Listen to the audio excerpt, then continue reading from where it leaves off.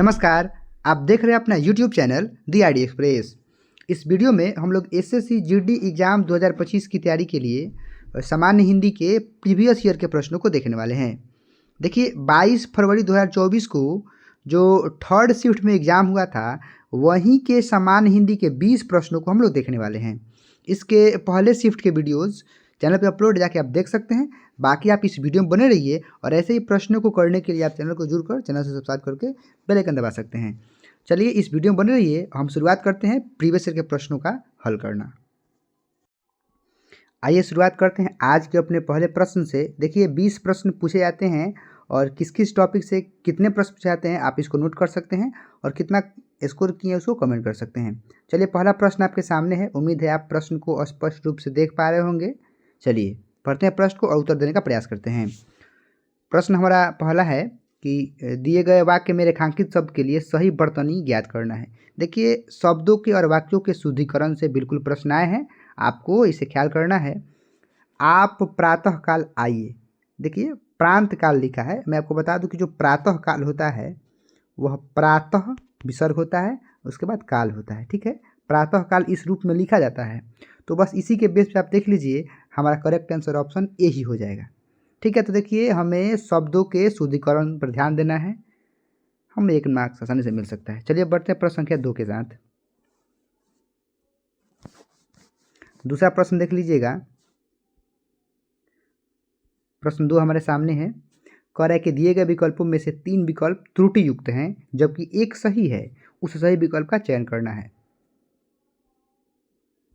जो 3 त्रुटि युक्त है उसको छोड़ देना है, बाकी जो चौथा है वो सही है, उसको करेक्ट करना। देख लीजिए हम लोग पढ़ते नीचे से। एक लोग अवकाश पर हैं। जब भी एक की बात है, एक वचन की बात है, तो यहाँ पे है होगा नहीं, इसलिए गलत है। चलिए कोई लोग अवकाश पर हैं, इसका कोई मतलब निष्कर्ष नहीं निकल रहा। हाँ, अगर यहाँ पे होता कि कई लोग अवकाश पर हैं तो इस पर हम लोग ध्यान देते, बाकी ये गलत दिखाई दे रहा है।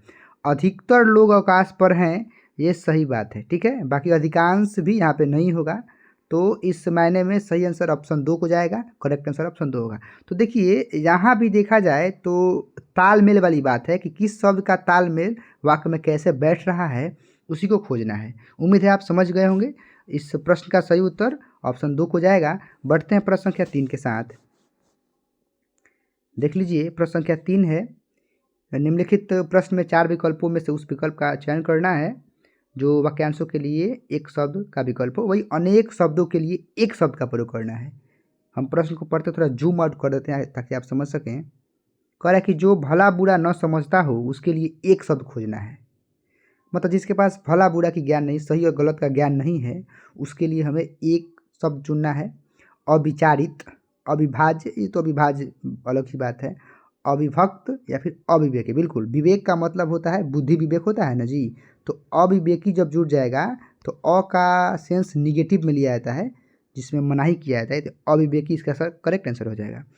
अविवेकी, इसके पास बुद्धि विवेक नहीं है और इसी का मतलब है कि जो भला बुरा का ज्ञान नहीं रखता है। जिसके पास भला बुरा का ज्ञान न हो उसके लिए अविवेकी शब्द का प्रयोग किया जाएगा। करेक्ट आंसर ऑप्शन ए होगा। देखिए तो क्या करना है, हमें अनेक शब्दों के एक शब्द को भी ख्याल करना है और आप अपने बुक से या फिर जहाँ से भी आप उपलब्ध करा पाते हैं करेक्ट कर लीजिएगा और बहुत सारा प्रिपरेशन कर लीजिएगा अनेक शब्दों के एक शब्द से। चलिए प्रश्न संख्या 4 की तरफ चलते हैं। अब देखिए कहावत, मुहावरों से, लोकोक्तियों से भी प्रश्न आए हैं। आप समझिएगा। दिए गए वाक्य का वह भाग ज्ञात कर जिसमें कोई त्रुटि है। चलिए सॉरी, त्रुटि वाला बात आ गया, आगे मुहावरे आएंगे। जिसकी लाठी उसके भैंस वाली कहावत चरितार्थ होती है। देखिए आप आए दिन प्रायः कहावत में सुनते होंगे जिसकी लाठी उसकी भैंस, होता है ना। तो यहाँ पे उसके जो है ये इनकरेक्ट लग रहा है।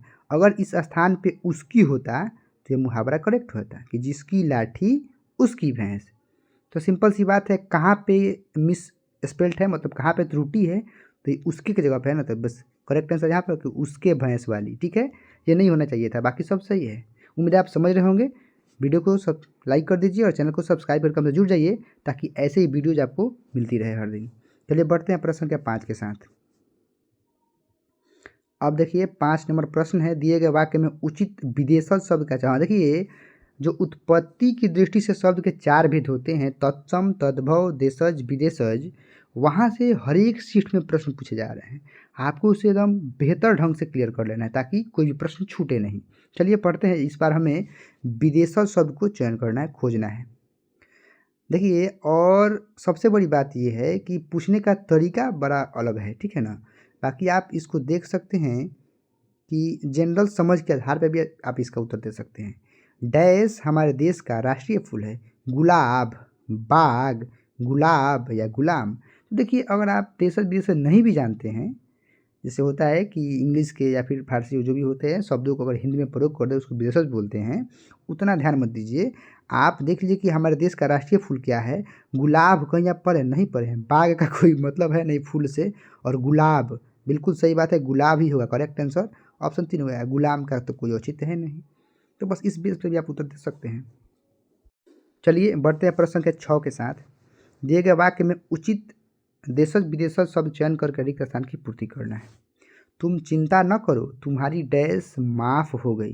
तुम्हारी मील, तुम्हारी समन, तुम्हारी फीस या तुम्हारी लालटेन। अब देखिए, लालटेन क्या माफ़ होगी जी, और मील तो दूर से संबंधित है, समन का कोई यहाँ पे औचित्य है नहीं। तो तुम चिंता न करो, तुम्हारी फीस माफ़ हो गई। और जो फीस है वह विदेशज शब्द भी है, ठीक है ना। तो करेक्ट आंसर क्या होगा? ऑप्शन 3 होगा। चलिए प्रश्न संख्या 7 की तरफ चलते हैं। अब थोड़ा सा प्रश्न लंबा है, पढ़ लीजिएगा कि 4 विकल्पों में से उस विकल्प चयन करना है जो दी गई लोकोक्ति का सही अर्थ वाला विकल्प हो, ठीक है। जो सही अर्थ होगा उसको चूज करना है। अपने मरे बिना स्वर्ग नहीं दिखता। जब खुद हम लोग मरेंगे नहीं तो पता नहीं चलेगा कि स्वर्ग है या फिर नहीं। तो इसी का उत्तर में खोजना है कि इसका अर्थ क्या होगा, ठीक है। अपने मरे बिना स्वर्ग नहीं दिखता, ठीक है। सेंस की बात है, समझ लीजिएगा। सब लोगों का अपनी अपनी धुन में मस्त रहना, बिल्कुल यहाँ पे कोई इसका मेल जो नहीं खा रहा है। देखिए, अपने मरे बिना, जब इसका सिंपल सा मतलब है कि जब खुद पे बीतेगा ना तभी कुछ समझ में आएगा।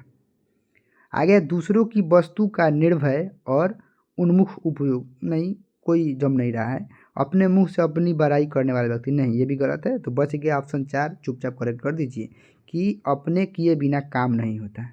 सही बात है, जब तक आप खुद नहीं कीजिएगा नहीं हो पाएगा। बाकी इसका ये होना चाहिए था कि जब खुद पे पड़ता है तभी समझ आता है, ठीक है ना। चलिए प्रश्न संख्या 8 की तरफ चलते हैं। अब देखिए, ये वाक्य में कहाँ त्रुटि है उसी से संबंधित प्रश्न है, हम खोज लेते हैं। आप एक बार सिलसिलेवार ढंग से पूरे वाक्य को पढ़िए, बिल्कुल आपको मिल जाएगा कि कहाँ पे त्रुटि दिखाई दे रहा है।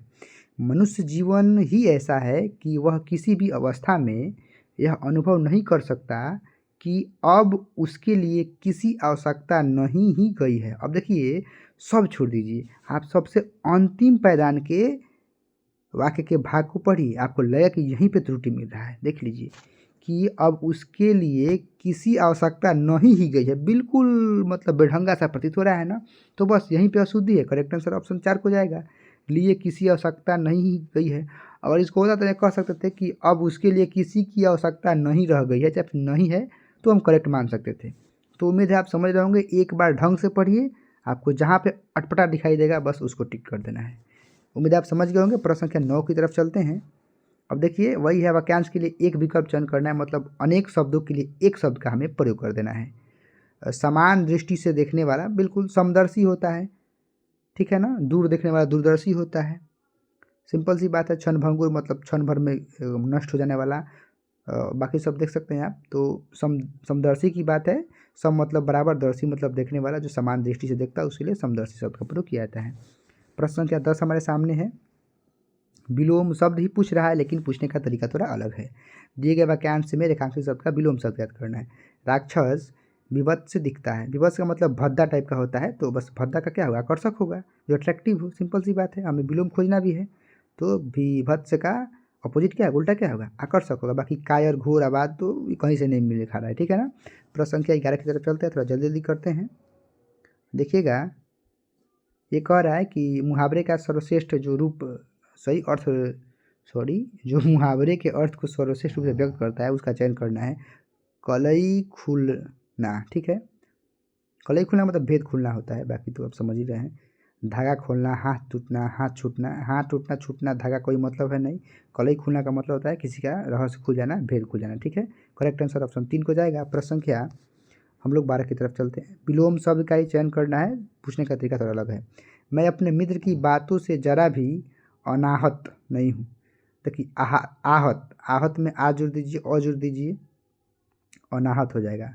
आहत का मतलब होता है किसी को चोट पहुँचना, ठीक है ना, तो वही बात है, बुरा लगना।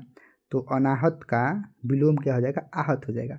और सबसे बड़ी बात है कि आप इस सेंटेंस को जब अपने स्तर से पूरा कीजिएगा ना तो ऑटोमेटिक आपको विलोम शब्द मिल जाएगा। मैं अपने मित्र की बातों से जरा भी अनाहत नहीं हूँ, तो अनाहत का विलोम खोजना है, ये तो अलग ही लिखा है। आश्रित सेंटेंस ही पूरा नहीं हो रहा है। और आतुर तो बस बातों से आतुर का क्या मतलब है, आहत ही हुआ करेक्ट आंसर, ऑप्शन 2 करेक्ट होगा। प्रश्न संख्या 13 की तरफ चलते हैं। हमें पर्यायवाची शब्द को खोजना है। वासना में इतने मत डूबो कि वक्त का पता ही न चले। वासना का मतलब भोग विलास से संबंधित है। खौफ, पावन, भोग या दुख, वही वासना का मतलब भोग होता है, भोग विलास होता है, अयासी करना होता है। करेक्ट आंसर ऑप्शन 3 को जाएगा। प्रश्न संख्या हम लोग 14 की तरफ बढ़ते हैं। अब देखिए हमें सार्थक शब्द खोज लेना है। रेखा कम बोलती है, कम बोलने वालों के लिए एक शब्द खोजना है। देखिए मातृभाषी तो अलग बात है, मितभाषी का मतलब होता है कम बोलने वाला, मृदुभाषी मतलब सुंदर बोलने वाला, ठीक है ना। तो इस प्रश्न का सही उत्तर ऑप्शन 2 को जाएगा कि रेखा कम बोलती है, और कम बोलती है यहाँ पे अंडरलाइन है, और कम बोलने वालों के लिए ही मितभाषी का प्रयोग किया जाता है। करेक्ट आंसर ऑप्शन 2 का जाएगा। प्रश्न संख्या 15 देखिएगा, हमें पर्यायवाची शब्द ज्ञात करना है उपकार का, ठीक है ना।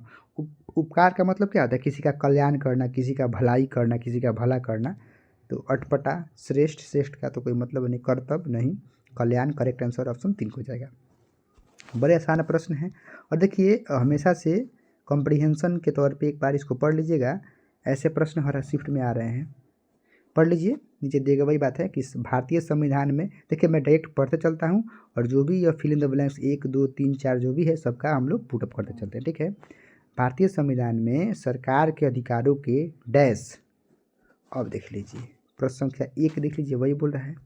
तो भारतीय संविधान में सरकार के अधिकारों का डैश क्या जी, रुकिए थोड़ा सा को जूम इन करते हैं, आप इसको पढ़िए, चलिए उत्तर भी करते जाइएगा।